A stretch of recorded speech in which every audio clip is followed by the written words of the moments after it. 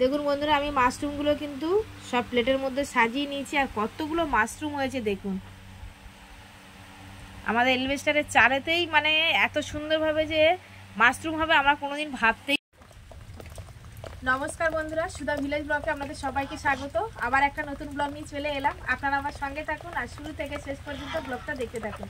আশা করি আজকের ব্লগটা ভীষণ ভালো লাগবে। তো এখন এই যে সকাল থেকে কিন্তু প্রচুর বৃষ্টি হচ্ছে। আর আপনাদের কাছে আমি একটাই কথা বলবো, প্লিজ যারা আমার ভিডিওটা দেখছেন লাইক দিয়ে ভিডিওটা দেখা শুরু করুন। আমি কিন্তু প্রত্যেকেরই ভিডিও কিন্তু লাইক দিয়ে কিন্তু ভিডিওটা দেখি আর ফুল ওয়াচ করি। তো আপনারা কিন্তু সেইভাবেই কিন্তু ভিডিওটা দেখুন প্লিজ। একটা ভিডিও করতে কিন্তু অনেকটাই সময় লাগে, আপনারা জানেন অনেকে যারা ভিডিও করেন। তো সেই জন্যই আমি বললাম, তো আপনারা কেউ কিছু মনে করবেন না। আজকের যে রেসিপিটা আমি দেখাবো সেটা অরিজিনালি আর একদম পুরো কোনো সার নেই, বিনা সারের জিনিস। তো আমি মাশরুমের রেসিপি দেখাবো। তো আমাদের সেই মাশরুমটা ঘরের চালে হয়েছে, চলুন। তো এইখান থেকে আমি মাশরুমগুলো পেড়ে নিয়ে গেছি বন্ধুরা। এই যে আমাদের এই ঘরের চালের উপরে মানে হয়েছিল এলভেস্টার চাল। আর এই যে দেখুন এখন কিন্তু এই ছোটো ছোটোগুলো আছে, এই যে একটু দেখা, এই দেখুন। আর এই খড়গুলো না 8 বছরে আমরা দিয়েছিলাম, যেহেতু যখন গরম ছিল গরমের সময় দিয়েছিলাম, সেই খড় মানে পচে গেছে। আর ওই সেইখানেই কিন্তু হয়েছে এই যে মাশরুম। দেখুন বন্ধুরা, আমি মাশরুমগুলো কিন্তু সব প্লেটের মধ্যে সাজিয়ে নিয়েছি। আর কতগুলো মাশরুম হয়েছে দেখুন। আমাদের এলভেস্টারের চালেতেই মানে এত সুন্দরভাবে যে মাশরুম হবে আমরা কোনোদিন ভাবতেই পারিনি। তো অনেক দিন ধরেই কিন্তু খড়টা ফেলা হয়েছিল, জাস্ট 1 বছর হয়ে গেছে। আর সেই খড়ের মধ্যেই কিন্তু এই এতগুলো মাশরুম হয়েছে। তো কি কি মশলা নিচ্ছি সেটা এবার দেখাই আপনাদের। দেখুন এখানে পেঁয়াজ কেটে নিয়েছি, রসুন নিয়েছি, আদা আর কাঁচা লঙ্কা। তো কাঁচা লঙ্কা এতটা দেব না, অল্পই দেব, যেহেতু আমাদের আরও অন্য রকম তরকারি হবে 2-3 রকমের, তাই জন্য একটু বেশি করে লঙ্কাটা নিয়েছি। আর বেশিরভাগ আমরা এমনি কাঁচা লঙ্কাটা বেশি খাই। তো মশলাগুলো এখন বেটে নেব। তো আমি এই যে মাশরুমগুলো আমি এই ডাঁটিগুলো ভেঙে নিচ্ছি। এবারে আমি ভালো করে জল দিয়ে ধুয়ে নিতে হবে 3-4 বার কিন্তু বন্ধুরা ভালো করে ধুইতে হবে, যেহেতু বাইরে ছিল। আর একটু গরম জল দিয়েই কিন্তু আমি ধুইব, তাহলে ভালো হবে। আর এতে অনেক সময় ইনফেকশানগুলো আর মানে হবে না, পোকামাকড় পায়। তো তার জন্য একটু গরম জলে ধুয়ে নিলে খুব ভালো হয়। এই দেখুন এরকম ডাঁটিটা, এই ডাঁটিটাও দেওয়া যায়, এটা কোনো অসুবিধা নেই। তো আমি ডাঁটিটা ফেলে দিচ্ছি, কেমন একটা লাগে না। ও ডাঁটিটাও নরম খাওয়া যায়।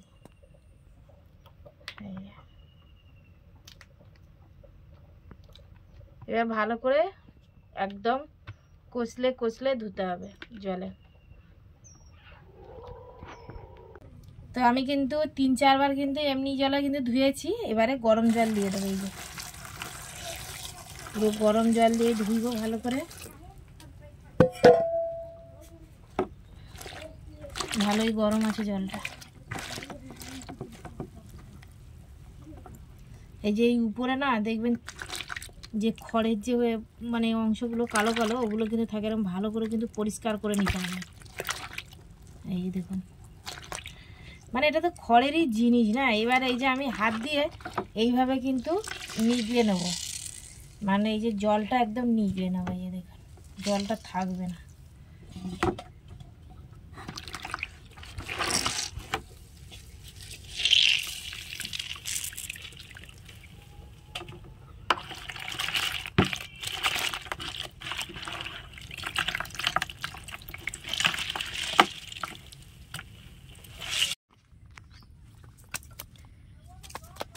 তো মাশরুমটা ভালো করে ধুয়ে নিয়েছি। আর এদিকে দেখুন মাছটা কীরকম লাফাচ্ছে। পুকুর থেকে একটা রুই মাছ ধরেছি, আরও মাছ ধরছে।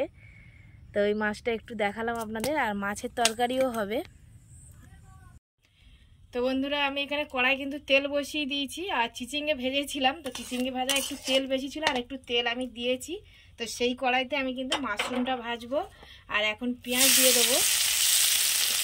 বেশ একটু পেঁয়াজ রসুনের ভাগটা কিন্তু বেশি দিতে হবে এই মাশরুমটা রান্না করতে গেলে, তারা কিন্তু খেতে কিন্তু ভীষণ মানে টেস্ট লাগবে। পেঁয়াজটা একটু ভাজা ভাজা করে নিতে হবে।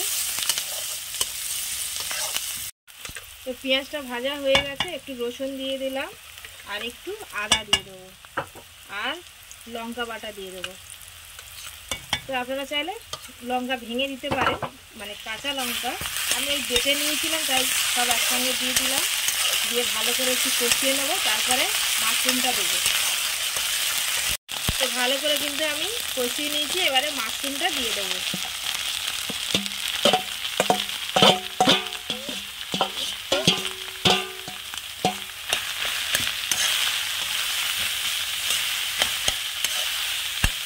খুব সুন্দর গন্ধ উঠেছে বন্ধুরা, একদম মাংসের মতো গন্ধ, আর এটা তো এবার মাংসের মতোই খেতে লাগে। তো এবার একটু লবণ দিয়ে দেবো, স্বাদ মতো লবণ দিয়ে দিলাম। এবার একটু ঢাকা দেবো, এটা ভালো করে নাড়িয়ে নেবো, নিয়ে ঢাকা দিয়ে দেবো।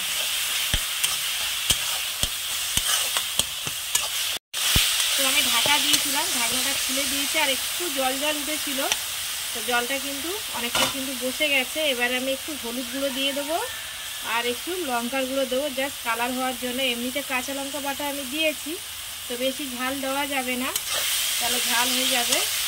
এবার এইভাবে কিন্তু আমি ভালো করে কষিয়ে নেবো, নিয়ে একটু জিরের গুঁড়ো ছড়িয়ে দেবো, হয়ে যাবে যখন তখন। তো বেশি সময় কিন্তু লাগে না মাশরুম রান্না করতে, আপনারা তো অনেকেই মানে খেয়েছেন বা জানেন রান্নাটা। তো আমি যেভাবে মানে জানি সেইভাবেই কিন্তু আপনাদের সাথে শেয়ার করলাম রান্নাটা। তো অবশ্যই আপনারা কিভাবে মাশরুম রান্না করেন আমাকে কিন্তু কমেন্টে জানাবেন। তো এখন আমি একটু জিরের গুঁড়ো দিয়ে দেবো উপর থেকে। আমার কিন্তু একদম রান্নাটা কমপ্লিট হয়ে গেছে।